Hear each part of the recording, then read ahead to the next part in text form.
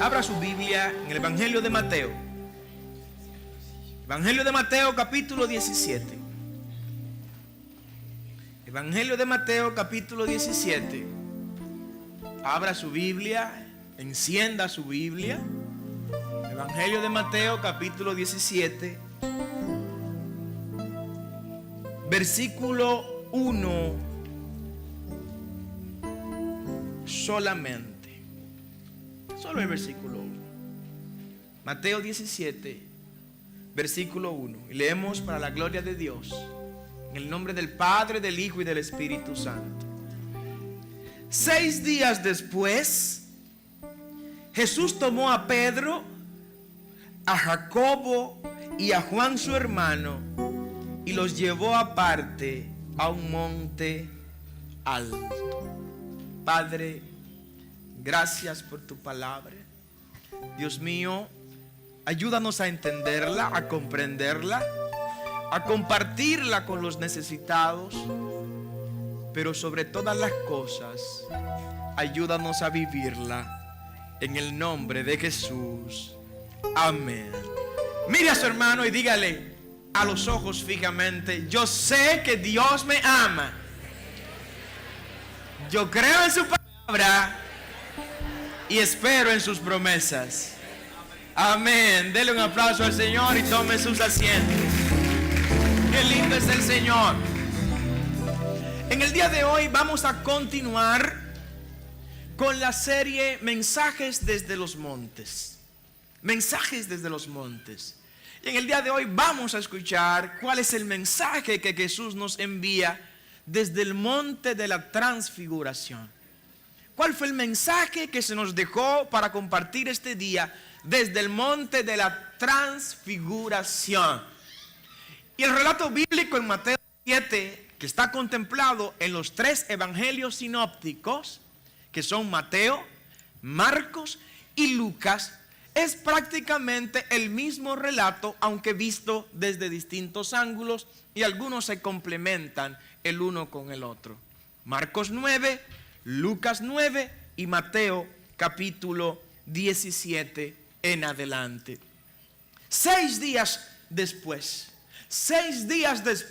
empieza el relato de Mateo 17, estableciendo algo histórico y sin precedente en la historia de la humanidad y en la historia de la Biblia.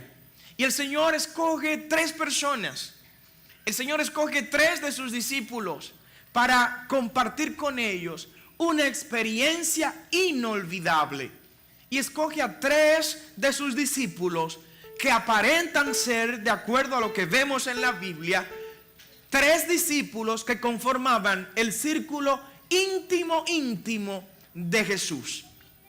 El círculo íntimo de Jesús estaba compuesto por estas 3 personas. Anote los nombres: Pedro, Juan y Jacobo, su hermano.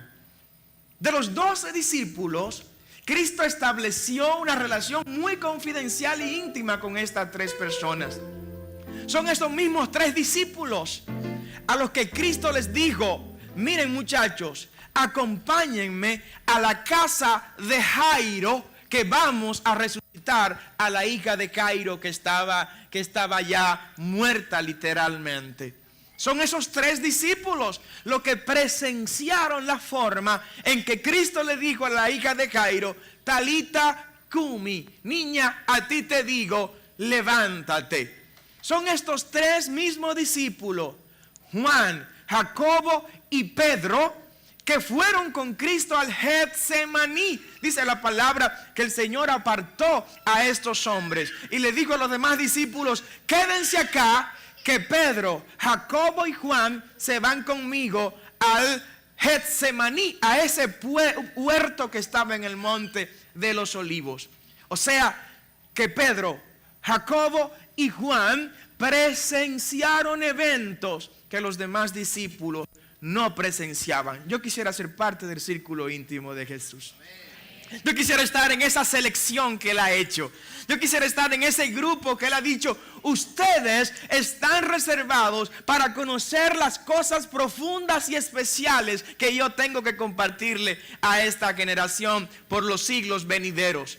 Jacobo, Pedro y Juan vieron cosas que otros discípulos no vieron. Alguien quisiera ver cosas que los demás no ven. Yo quisiera estar ahí, amén. Yo quisiera ser de esos que Jesús ha puesto en su círculo íntimo, en su círculo confidencial.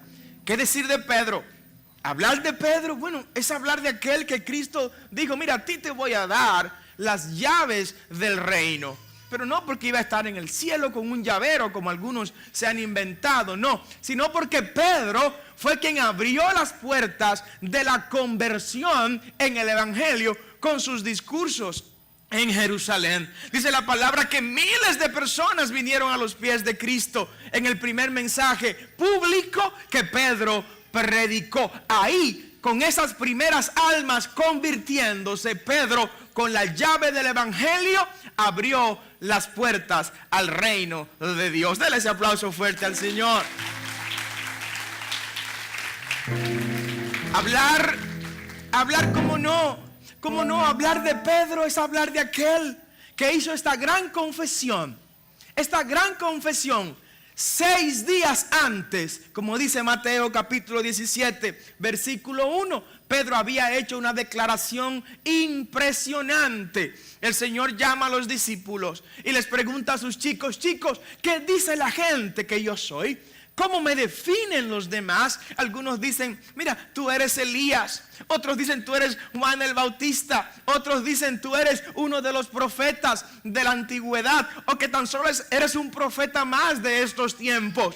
Jesús los escuchó, pero luego viene la pregunta que a Él le interesaba, la respuesta que Él buscaba de la gente que Él quería que supieran quién era Él. Y le pregunta a los discípulos: pero ustedes, ¿quiénes dicen que soy? Esa pregunta todavía hoy retumba en los púlpitos. Sabemos que Cristo es el Cristo que puso a Pedro a caminar por las aguas. Sabemos que Cristo es el Cristo que le dijo a los discípulos: lancen la red a la mar, y que llenó la red de peces. Sabemos que Cristo es el Cristo que Lázaro conoció aún después de la muerte, cuando escuchó la voz en ultratumba: Lázaro, ven fuera. Y me parece a Lázaro decirle a los demás muertos: chicos, yo les dije que esta no era mi morada final. Me está llamando el grande, me está llamando el poderoso. Nos vemos después. Y salió Lázaro caminando después de haber muerto y estar su cuerpo en putrefacción. Alguien puede darle un aplauso al Señor en esta hora. Yo sé que ese es Jesús, el que Lázaro conoció. Pero ¿quién es Jesús para ti? ¿Cómo puedes definir a Jesús en tu vida? Es una pregunta que no quiero que me la respondas ahora, que te la lleves a tu casa y que reflexiones en esa dirección. Y ese Pedro, de manera impetuosa, le responde a Jesús: mira, tú eres el Cristo, el Hijo del Dios vivo. Oh, gloria al Señor, aleluya. A mí no me importa lo que digan los demás. Me importa eso, Pedro, que tú acabaste de decir. Acabaste de decir algo tan grande, pero tan grande, que te voy a revelar lo siguiente. Le dice el Señor a Pedro: ciertamente lo que has dicho tienes razón. Y yo te digo que tú eres Pedro, del griego Petros, una piedra. Tú eres una piedra, tú eres Pedro. Y sobre eso que tú acabas de decir, sobre esa expresión que yo soy el Cristo, yo voy a edificar mi iglesia. Dale ese aplauso fuerte al Señor, amén. Sobre la verdad, sobre la realidad de que yo soy el Cristo y que tú acabas de pronunciar, Cristo lo dice de otra manera. Dice: tú eres Pedro, y sobre esa Petras en griego es una masa rocosa fuerte y grande. No se estaba refiriendo a Pedro, como algunos han querido colocarlo como el primer papa, y que como fue sobre esa piedra, haciendo falsa alusión a Pedro, que Jesús dijo que fundaría su iglesia, entonces se han inventado que Pedro fue el primer papa. Son dos términos distintos. Yo te digo que tú eres Petros, una piedra normal, y sobre esa Petras, y sobre esa piedra grande, rocosa, maciza que tú acabas de decir, sobre ¿qué fue lo que dijo Pedro? Tú dijiste que yo soy el Cristo. Esa es la piedra sobre la cual yo voy a fundar mi iglesia. Dale ese aplauso fuerte al Señor. Y las puertas del infierno no prevalecerán contra ella. Me gusta cómo el Nuevo Testamento traduce esto desde el griego, y me voy al griego para poder entenderlo mucho mejor. Cuando dice que las puertas del Hades no prevalecerá contra ella, lo que está diciendo en el original griego es que las puertas del infierno no podrán hacer fuerza hacia abajo contra la iglesia. Oh, gloria al nombre del Señor. El enemigo no podrá golpear la iglesia. El enemigo no podrá hundir la iglesia. El enemigo no podrá pisotear la iglesia. El enemigo no podrá jalar la iglesia del lugar alto donde está para llevarla al lugar infernal donde el enemigo está condenado a estar por los siglos de los siglos. Alguien puede adorar al Señor en esta hora. Oh, por más que veas, por más que oigas, por más que escuches, la iglesia no será vencida en el nombre de Jesús. El enemigo no podrá contra la iglesia. Y cuando hablo de la iglesia, no hablo de estas cuatro paredes. No estoy hablando de aquellas paredes. No estoy hablando de esta estructura física. Estoy hablando de ti, que eres la iglesia del Señor. Tú eres iglesia de Cristo. Tú eres iglesia de Jesús. Y contra ti las puertas del infierno no van a prevalecer. No por ti, sino porque Cristo mora en ti. Dale ese aplauso más fuerte al Señor. Amén. Oh, gloria a su nombre. Hay poder en Jesús. Y mientras Jesús está en nosotros, habrá poder en nosotros. Esa es la clave por la cual la iglesia ha prevalecido más de 2000 años. ¿Qué decir de Pedro?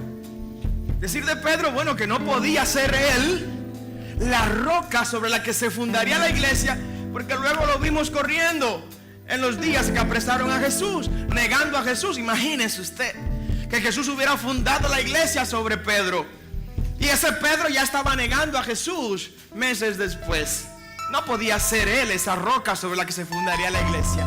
La iglesia está fundada sobre Cristo, que es el Hijo de Dios, el Mesías esperado. Por eso ninguna fuerza contraria podrá contra la iglesia. Contra la iglesia se han levantado imperios. Contra la iglesia se han levantado poderosos, científicos, pensadores. Todos ellos han pasado, pero la iglesia de Cristo está de pie, está victoriosa, esperando el día de su regreso nuevamente. Denle ese aplauso al Señor. Amén. ¿Qué decir de Jacobo? Y este Jacobo no era el hermano de Jesús. Santiago, son dos Jacobo. Jacobo, el hermano de Jesús, que es el mismo Santiago que escribió la epístola de Santiago. Este Jacobo es hijo de Zebedeo, hermano de Juan. No Juan el Bautista, sino Juan el teólogo, el que escribió el evangelio de Juan y las epístolas de Juan y el Apocalipsis. Este Jacobo fue el primero de los 12 apóstoles que fue martirizado. Dice Lucas en el libro de los Hechos que fue perseguido por Herodes, y narra la historia que fue martirizado ese Jacobo. El primero de los 12 discípulos muertos, martirizado por la sangre de Cristo, fue Jacobo. Jugó un papel protagónico en la iglesia de Jerusalén y hoy es uno de nuestros mártires. ¿Qué decir de Juan, el discípulo amado, el que estuvo en los momentos que ya mencionamos y estuvo también al pie de la cruz cuando escuchó de su maestro: hijo, he ahí tu madre, madre, he ahí tu hijo?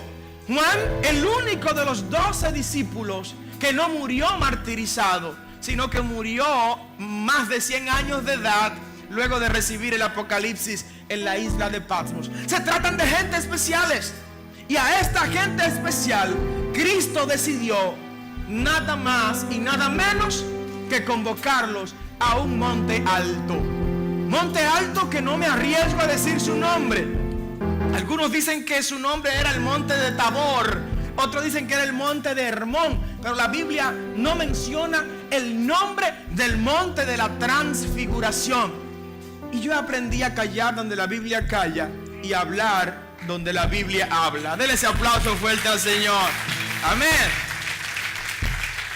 Para que no estemos inventando cosas, porque hay mucha gente por ahí inventando cosas que no tienen forma de demostrarlo con la Biblia.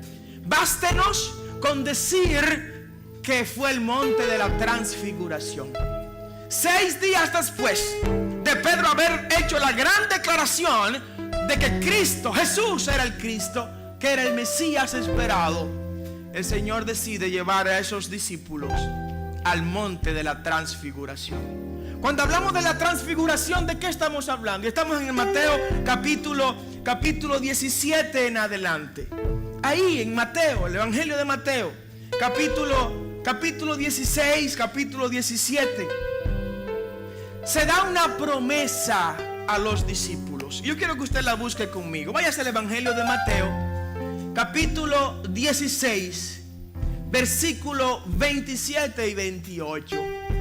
El Señor le dice a los discípulos lo siguiente: miren, muchachos, porque el Hijo del Hombre vendrá en gloria. Ojalá usted lo esté leyendo conmigo. Vendrá en la gloria de su Padre con sus ángeles, y entonces pagará a cada uno conforme a sus obras. Dice el versículo 28: de cierto os digo, y le está hablando Jesús a los discípulos, hay algunos de los que están aquí, o sea, discípulos míos que están en esta reunión, que no gustarán la muerte. O sea, que no van a probar, a degustar de la muerte hasta que hayan visto al Hijo del Hombre viniendo en su reino. ¿Me doy a entender? Cristo le está diciendo a esos chicos que están con él: miren, muchachos, entre ustedes hay gente que no va a morir hasta que no me vean a mí, al Hijo del Hombre, venir en la gloria de mi Padre. Algunos se habrán quedado atónitos, pero esto va a pasar tan rápido, Cristo. Sucedió entonces más adelante. Jesús estaba hablando nada más y nada menos que de la transfiguración. Anote esta palabra: la transfiguración. Y quiero que lo veamos de manera clara para que conozcamos sobre esto. Mateo capítulo 17 empieza a hablar de la transfiguración, y lo habla Lucas en el versículo 9 y Marcos en el capítulo 9, ambos. Y lo dice de esta manera: y se transfiguró. Estoy en el versículo 2 de Mateo 17. Y se transfiguró delante de ellos. ¿Delante de quiénes? ¿Delante de quiénes? De los 3 discípulos que él invitó al monte de la transfiguración. Se transfiguró delante de Pedro, se transfiguró delante de Juan, se transfiguró delante de Jacobo. Me llama la atención la palabra que se utiliza en el griego original para traducirse como transfiguración.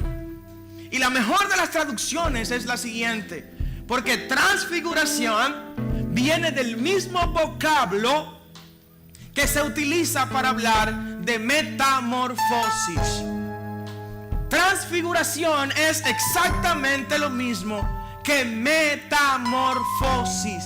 Lo que dice el original griego acá es que Cristo sufrió en el momento de la transfiguración una metamorfosis, que etimológicamente traducido es un cambio, una transformación. No se utilizó una palabra que sí usaba Pablo, que era metanoia. Metanoia es cambio de mentalidad, cambio de mente.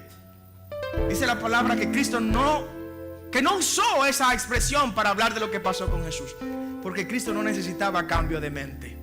No necesitaba transformar su mente, porque su mente es lo más excelso de los cambios positivos. Pero sí se transformó físicamente. Y aquí quiero hablarle de estas transformaciones. Sufrió cambios que evidenciaron el momento de la glorificación del Hijo de Dios. Y ahí se cumplió la profecía que le había dicho a los discípulos: algunos de ustedes no van a morir hasta que no me vean a mí glorificado. Ahí estaban Pedro, estaba Juan y estaba Jacobo viendo en el monte de la transfiguración a Cristo glorificado.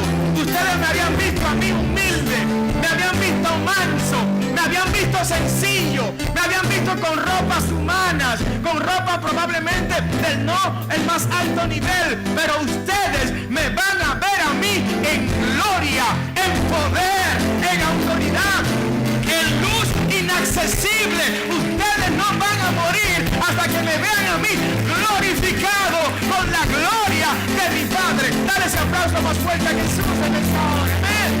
Oh, qué lindo es el Señor. ¿Y por qué estaban Pedro, Juan y Jacobo en ese momento?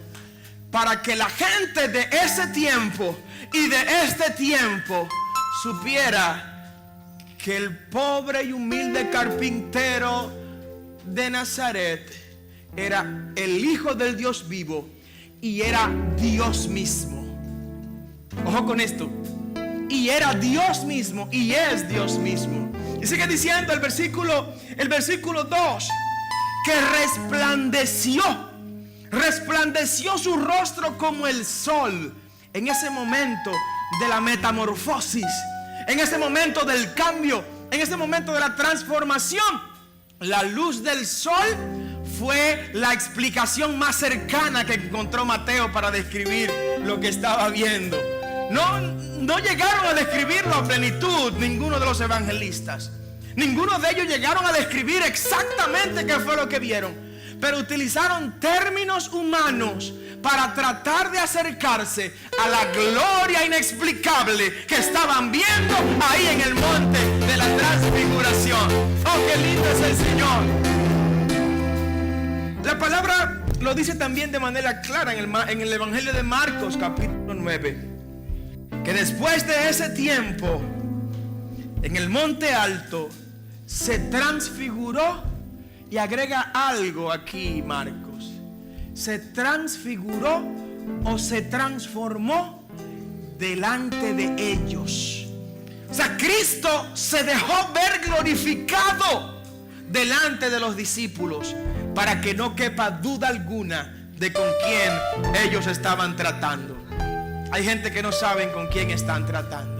Gente que están en la iglesia y todavía no saben quién es su Cristo, quién es su Dios, cuál es la dimensión de su poder. Pero hay gente que están afuera, que se están metiendo con la iglesia de Cristo, que no saben tampoco lo que están haciendo. Dura cosa es meterse contra los ungidos de Dios. Dura cosa es meterse contra la inocente del Calvario. Dura cosa es dar coces contra el aguijón, le dijo el Señor a San Pablo camino a Damasco. Amén. La Biblia sigue hablando de manera clara sobre estos cambios. Cambió el aspecto del rostro de Jesús, pero no se limitó solo al cuerpo de Jesús, sino que cambió también sus prendas de vestir. El Evangelio lo traduce sus vestimentas, pero los términos utilizados en el griego original son sus prendas de vestir. Cambiaron las prendas de vestir. O sea, la gloria que estaba sobre Cristo en el monte de la transfiguración no solo impactó su cuerpo, sino que impactó hasta las cosas materiales que estaban sobre su cuerpo, porque la gloria de Dios viene para transformar y cambiar todo lo que entre en contacto con ella. Si tú eres portador de gloria de Dios, vas a cambiar en tu trabajo, vas a cambiar en tu comunidad, vas a transformar tu familia, vas a generar cambio donde quiera que estés, porque esa gloria que está puesta en ti va a salir hasta por tu foro y la gente respirará gloria de Dios que salen de tus poros. La gente escuchará gloria de Dios que salen de tus labios. La gente sentirá gloria de Dios cuando tú las toques en el nombre de Jesús. Dale ese aplauso más fuerte al Señor. Amén. Esa es la gloria de Dios que ha sido puesta sobre nosotros. Sigue diciendo la palabra que aparecieron dos varones. Aquí vienen mensajes hermosos desde el monte de la transfiguración. Dice la palabra que en el monte de la transfiguración le aparecieron a Jesús 2 varones. Esto no da cabida para que nadie piense, porque esos 2 varones fueron Elías y Moisés. Yo me apasiono cada vez que predico de esta parte. Esos 2 varones que aparecieron en el monte de la transfiguración eran Moisés y Elías. Los discípulos los vieron. Los discípulos los percibieron por los medios sensoriales humanos de los discípulos. Dice la palabra claramente en el Evangelio de Mateo capítulo 17 que aunque tenían mucho sueño, los discípulos se quedaron despiertos. O sea, que vieron cada uno, Juan, Pedro y Jacobo, con sus propios medios. Los ojos de Pedro despierto vieron a Moisés y vieron a Elías. Los ojos de Juan y de Jacobo despiertos y en pleno uso de su razón vieron a Moisés y a Elías también bajando en la gloria del Padre a acompañar al Hijo en estos momentos previos de los sacrificios más grandes de la humanidad. Y ellos los vieron, por lo cual no fue un sueño. No fue un sueño lo que vieron Moisés y Elías. No fue una alucinación lo que vio Moisés, lo que vieron los chicos Pedro, Juan y Jacobo cuando vieron a Moisés y a Elías al lado de Jesús. Los vieron. Y tanto fue los elementos físicos, naturales, sensoriales que estuvieron en ese momento, que Pedro les dijo: maestro, esto es muy grande lo que está pasando en este lugar. Esto es, dice el original griego, excelente es esto para nosotros. Esto es excelente para nosotros. ¿Por qué no hacemos 3 enramadas? La misma palabra que se utiliza para tabernáculo en el Antiguo Testamento, en la Septuaginta, que es la versión griega del Antiguo Testamento, es la misma que utiliza Pedro acá para decirle a Jesús: Jesús, ¿por qué no hacemos 3 tiendas en este lugar, en este monte de la transfiguración? Una para ti, una para Moisés y una para Elías. Tremendo error cometió Pedro con esto. Y les voy a hablar de este error más adelante, porque quiero hablarle primero de lo que conversaban Moisés y Elías con Jesús. Dice la palabra, uno de los evangelios, y se lo voy a compartir de manera directa. Estaban hablando de manera muy privada, pero se reveló de qué estaban hablando. Busque el Evangelio de Lucas capítulo 9, por favor, y anote esto que estamos diciendo. El Evangelio de Lucas capítulo 9 versículo 31 revela aquí el doctor evangelista de qué estaban hablando ellos. Y dice el versículo 31: y quienes aparecieron rodeados de gloria, Moisés y Elías, y hablaban. ¿De qué cosa hablaban con Jesús? De su partida. Moisés y Elías descendieron al monte de la transfiguración a hablar a Jesús de su partida. ¿Sabe cuál es la palabra que usa el griego para hablar de su partida? La misma palabra éxodo. Éxodo es partida, ¿verdad? Amén. Éxodo es partida. ¿Y quién puede hablar mejor del éxodo que no sea su propio autor? Dale un aplauso al Señor. El Éxodo es el segundo libro del Pentateuco.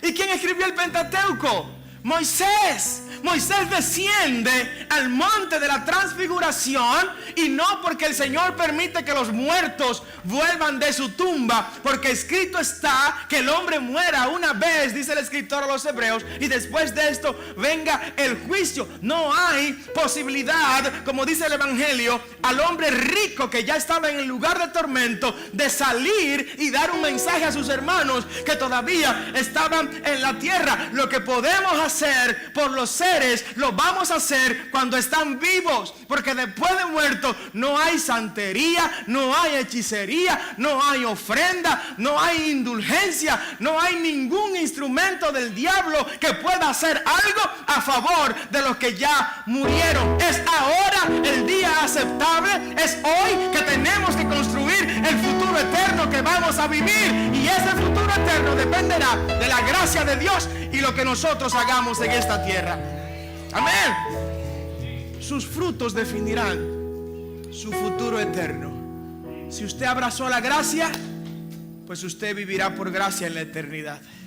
Si usted rechazó la gracia, escuchará aquella voz que le dirá en aquel día: apartaos de mí, maldito, no os conozco, hacedores de maldad. Y aquí están hablando gente que saben de lo que están hablando. Moisés desciende de manera gloriosa, de manera sobrenatural. Dios le permite a Moisés: Moisés, ve y háblale a mi hijo de la importancia de su partida. Como tú sabes bien hablar de Éxodo, y Éxodo es partida, salida, yo quiero que tú bajes y le hables a mi hijo del Éxodo. O me parece escuchar a Moisés diciéndole: Jesús, en pocos días tú vas a ir a la cruz. Jesús, en pocos días tú vas a sacar la humanidad de la condena del pecado. Jesús, ¿te acuerdas cómo tú y tu Padre y el Espíritu Santo nos usaron para sacar al pueblo de Israel de Egipto? Asimismo tú vas a sacar a la humanidad del pecado y de la perdición. Alguien dice amén en esta mañana. ¿Verdad que hay una similitud en lo que estamos diciendo? Me parece escuchar a Moisés decirle a Jesús: Jesús, no tengas miedo. No tengas miedo de derramar tu sangre en la cruz. Porque mira, si el primogénito no muere, no hay salida de Egipto. ¿Te acuerdas cómo murió el primogénito del faraón? Y después de la muerte del primogénito de Faraón fue que el pueblo empezó a marchar hacia Canaán. Asimismo, cuando el primogénito de Dios muere en la cruz del Calvario, la gente comenzará a salir hasta del infierno para llegar a la tierra eterna prometida que está más allá del sol. Amén. Me parece escuchar a Moisés hablando con Jesús de lo que pasó en la salida, en la partida. Porque Jesús iba a tener también una partida en pocos días con su muerte en la cruz. ¿Te acuerdas, Jesús? ¿Te acuerdas cómo tomé la sangre de los corderos estando en Egipto? Y llamé a Josué y llamé a Caleb y le dije: chicos, cojan la sangre del cordero y marquen los dinteles de la casa, y donde quiera que esté la marca de la sangre del cordero, la muerte no entrará a esas viviendas, sino que pasará por encima. Asimismo será todo aquel que se lave en la sangre tuya en la cruz del Calvario. Oh, la muerte no tendrá dominio sobre él. La muerte no tendrá imperio sobre él, porque sorbida será la muerte en victoria. Dale ese aplauso más fuerte al Señor.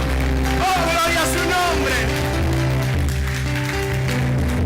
Me parece escuchar a Moisés decirle a Jesús: Jesús, ¿te acuerdas? ¿Te acuerdas cuando teníamos sed en el desierto y me estaban presionando? Tú estabas ahí, tú tienes que acordarte. ¿Te acuerdas que me dijeron que le hablara a la peña, y yo de la ira cogí un garrote y le caía garrotazo a la roca? Ay, Jesús, después me di cuenta que esa roca eres tú, la roca de los siglos, la roca viva. No te había pedido perdón, quiero pedirte perdón por haberte golpeado en aquella ocasión. Quiero pedirte perdón, pero recuerda que si no golpeaba la piedra, no iba a salir el agua. Así te van a golpear a ti en pocos días, pero de ti saldrá, oh aleluya, ríos de agua viva que van a fluir en los corazones de tanta gente que van a conocerte y que saciarán su sed por siempre.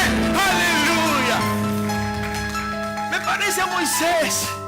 parece a Moisés decir: Jesús, acuérdate que yo, al igual que tú, fui perseguido cuando nací para ser asesinado.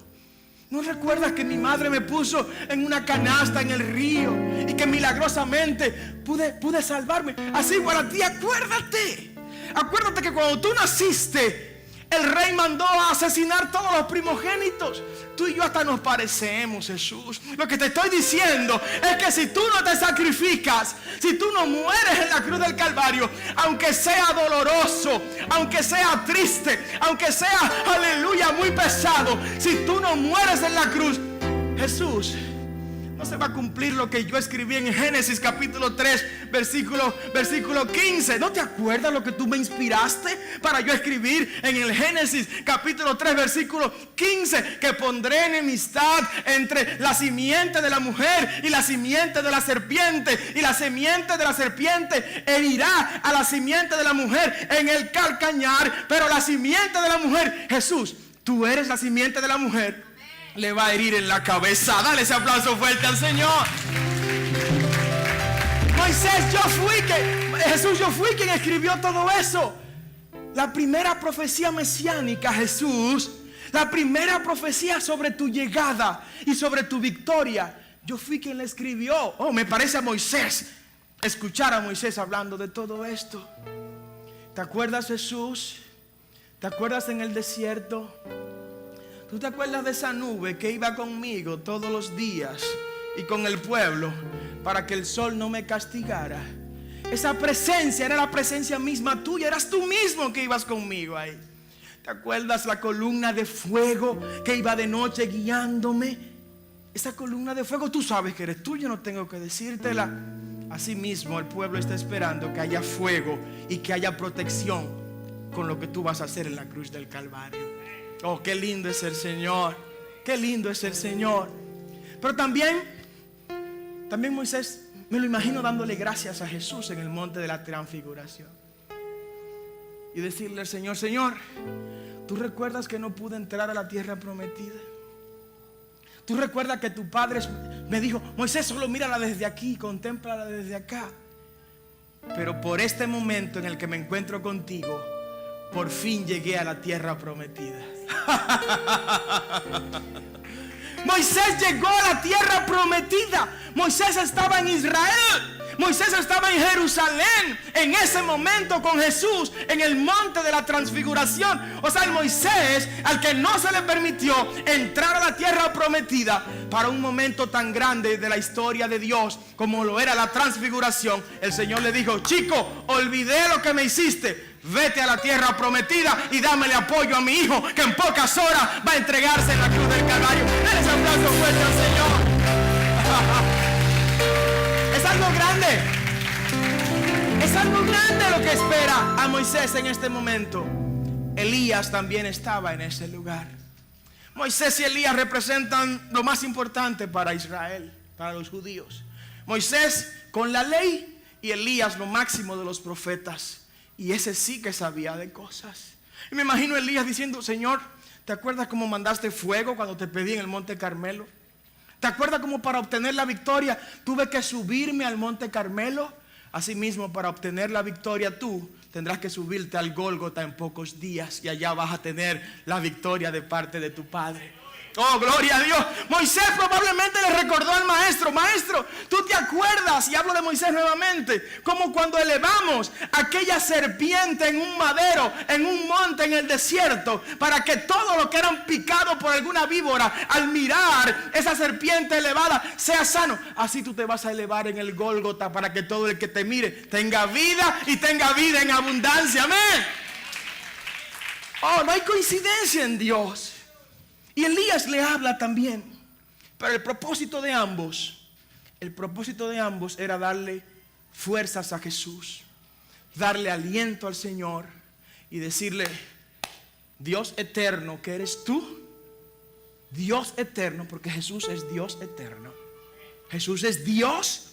En Él, dice la palabra, en Él está íntegramente toda la deidad. Jesús no es medio Dios, no es un cuarto. No, Jesús es Dios 100%. Amén. De eso no quepa duda. Es una doctrina fundamental nuestra, innegociable. No se negocia ese principio bíblico. Y en ese monte de la transfiguración, Pedro lo reveló. Pedro era un imprudente. Pedro era una persona que no se podía quedar callada. Y yo quiero que usted por favor se vaya conmigo para que veamos algunas cosas que pasan con Pedro. Me encanta Pedro algunas veces, otras veces medio me irrita, pero es Pedro y lo amamos. Amén. Pedro cuando ve estas tres figuras, y usted dirá, pero ¿y cómo Pedro supo que eran Elías y Moisés? Si nunca los habían visto, ¿verdad?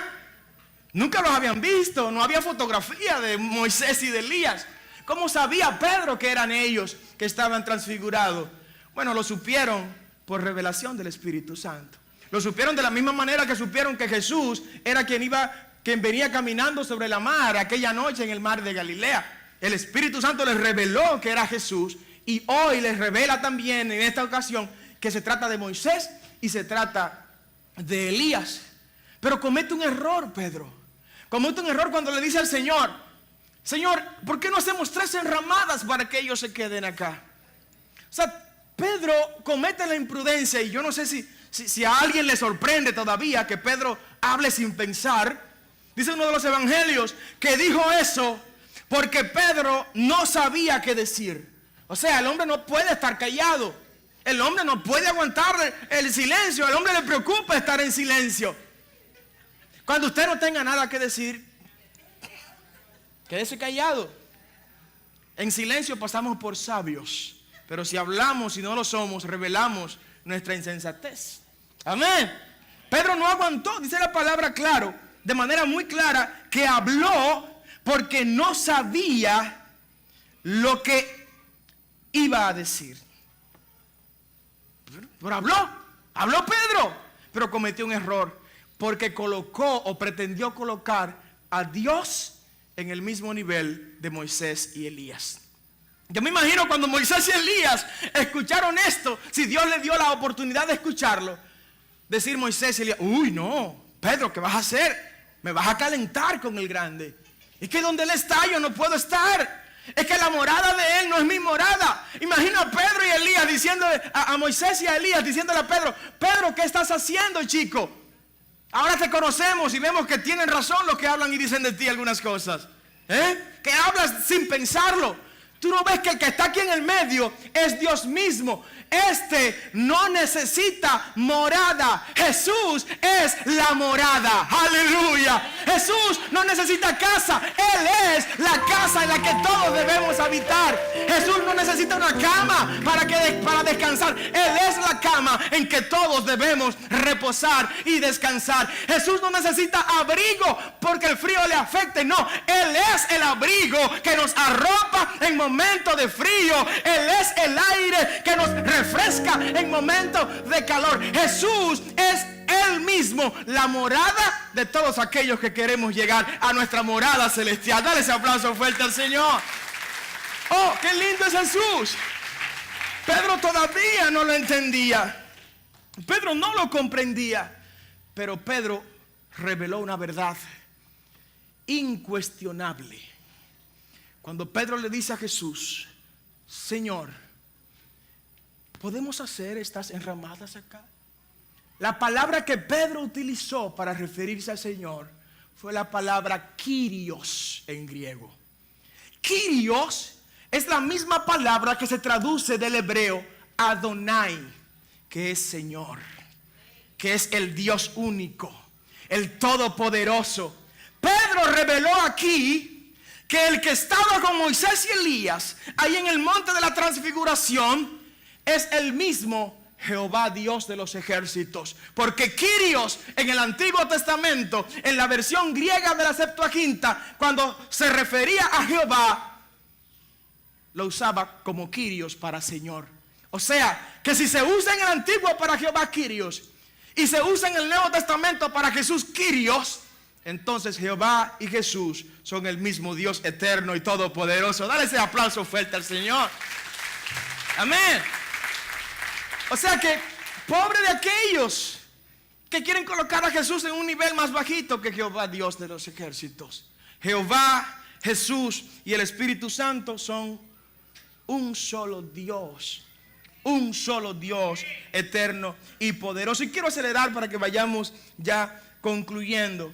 Pedro cometió un error al hablar sin pensar. Pero también Pedro cometió otro error cuando quiso definir cuáles son las cosas buenas.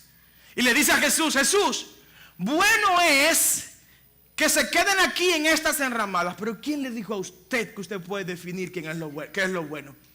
¿Quién le dijo a usted que el hombre está capacitado para decir cuáles son las cosas buenas estando Jesús al lado?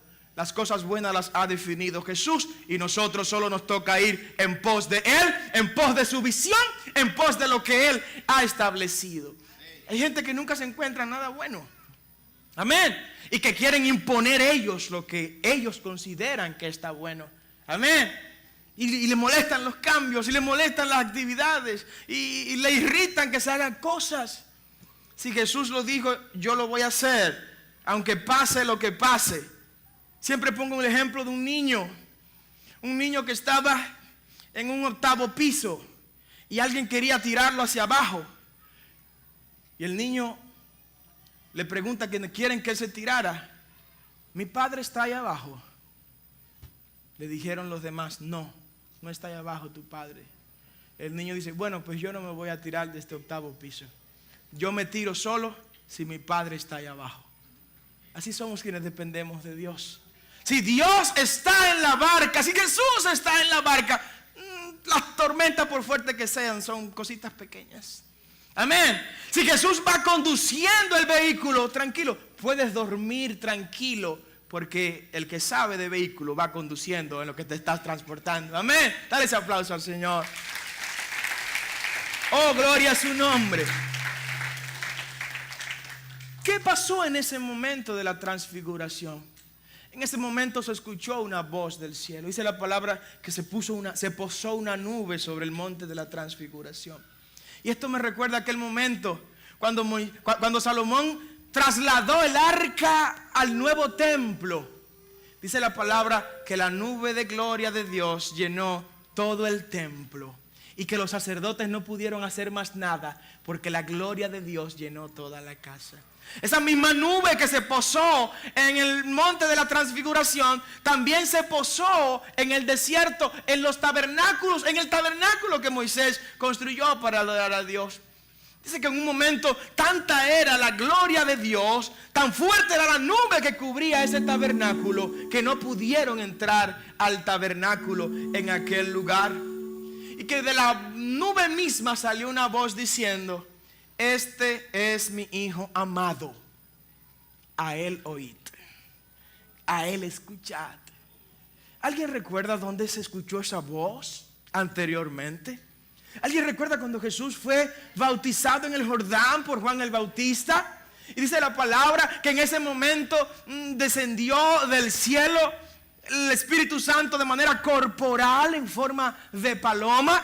El Espíritu Santo ya estaba el Hijo recién bautizado, y se escuchó la voz del Padre desde el cielo decir: este es mi Hijo amado en quien tengo complacencia. Ahí estaba la Trinidad de Dios por primera vez junta de manera expresa en la palabra. El Hijo en las aguas, el Espíritu Santo en forma de paloma y el Padre hablando con voz audible. Este es mi Hijo amado en quien tengo complacencia. Dale ese aplauso al Señor. Oh, adoramos a Dios. Qué pena me dan aquellos que todavía cuestionan la Trinidad de Dios y que dicen que no, que es solo Jesús. Otros dicen que es solo Jehová. Otros ahora solo dicen que es el Espíritu Santo. Dios tenga piedad de ellos. El Dios nuestro es un Dios trino, Padre, Hijo y Espíritu Santo. Y esa voz que se escuchó cuando fue bautizado Jesús fue marcando el inicio del ministerio de Jesús. Fue iniciando el ministerio, como diciéndole a la gente: mira, ese es mi Hijo. Todo lo que él haga lo hace con la autoridad mía. Ahora la voz aparece de nuevo al final del ministerio de Jesús, como diciendo: mi hijo, hace 3 años te dije que tú eras mi Hijo amado en quien siento complacencia. 3 años después te sigo diciendo que tú eres mi Hijo amado en quien tengo complacencia. Está diciendo el Padre: estoy satisfecho con lo que has estado haciendo. Se escuchó esa voz en el monte de la transfiguración, pero se le añadió algo en esta ocasión, diciendo: a él oíd. En otras palabras, y algunas traducciones lo hacen de esta manera, diciéndole: a él obedézcanle, a él sírvanle, a él síganle. Como queriendo decir: Pedro, cállate. Pedro, lo que estás hablando no tiene sentido. Ninguna enramada. Eso no está en el libreto. Eso no es parte del bosquejo. La parte del bosquejo es que ahora Jesús vaya a Jerusalén, vaya al Gólgota, se deje clavar en la cruz y que toda la humanidad sea redimido por su sangre. Amén. Y quiero concluir con esto. Y es probablemente la aplicación de este mensaje. Después que pasó todo esto, se fue Moisés, se fue Elías. Me llama la atención el relato de Mateo 17, versículo 8. Usted puede buscarlo conmigo, por favor. Mateo capítulo 17, versículo 8. ¿Qué pasa después de toda esta experiencia hermosísima? De este acto que yo no sé si mi corazón resistiría tanta emoción, tanto impacto. Mateo 17, versículo 8. Y alzando ellos, ¿quiénes ellos? Los discípulos. Y alzando ellos los ojos, a nadie vieron. ¿Solo a quién? Ponte de pie en esta hora. Te quiero decir en esta hora que cuando pasen las emociones, solo Jesús quedará. Cuando pasen las riquezas, solo Jesús quedará. Cuando pasen los años, solo Jesús quedará. Cuando tu rostro ya no sea tan hermoso, solo Jesús quedará. Cuando tus hijos hayan ido de la casa, solo Jesús quedará. Cuando fallezca tu esposa, solo Jesús quedará. Cuando fallezca tu esposo, solo Jesús quedará. Cuando tu empresa crezca y crezca, solo Jesús quedará. Cuando se te cierren todas las puertas, solo Jesús quedará. Cuando hayas perdido la salud, solo Jesús quedará. Cuando todos te hayan abandonado, solo Jesús quedará. Los discípulos lo vieron en el monte de la transfiguración. Estaban dos grandes ahí. Estaba Moisés, el libertador de Israel. Estaba Elías, el verdugo de los Baales, el profeta de los profetas en el Antiguo Testamento. Pero todos se fueron y solo Jesús quedó para los discípulos. Desde ahora debes saber que solo Jesús quedará. Cuando todos se hayan marchado, no tengas miedo, solo Jesús quedará. Como decía John Knox, Jesús y yo somos mayoría. Aleluya, dale ese aplauso a Jesús. Qué hermoso eres, amado mío. O en el monte de la transfiguración se nos envía el mensaje a nosotros de que el Cristo que estaba ahí transformado es superior a todos. El error de Pedro no lo cometamos. Jesús es superior a Moisés. Jesús es superior a Elías. Jesús es superior a tus problemas. Jesús es superior a tus enfermedades. Jesús es superior a tu falta de recursos económicos. Jesús es superior a tus debilidades. Jesús es superior a tus dudas. Jesús es superior a toda circunstancia que puedas vivir. A mí no me importa la circunstancia que puedas vivir. A Jesús no le interesa para nada el momento tan grande de prueba que puedas estar. ¿Sabe por qué no le interesa? Porque ya Él te demostró que tiene poder para todo problema solucionar. Amén. Jesús es mayor. Jesús es mayor. Jesús es más grande. Jesús es superior a todo. Toda rodilla, por esa razón, se tendrá que postrar ante los pies de Jesús. Y toda lengua, no importa el idioma, tendrá que confesar que Jesús es el Kyrios del que hablaba Pedro. Jesús es el Señor de señores y es el Rey de reyes. Dale ese aplauso fuerte a Jesús.